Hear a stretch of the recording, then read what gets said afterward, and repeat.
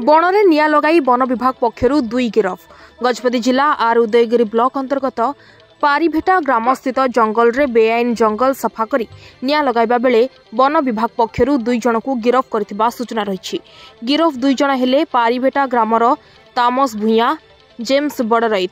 सूचना अनुसार उक्त 2 जन जंगल रे थिबा गछगुड़ी को काटी सफा करथिले। एहा परे उक्त जंगल रे निया लगाइबा बेले कोनोसी प्रकार वन विभाग सूचना पाई उक्त 2 जन को गिरफ करी 44/24 प्रकार रे केस नंबर रुजु करी कोर्ट चालान करथिबा आज 12टा बेले सूचना प्रदान करिसेंती।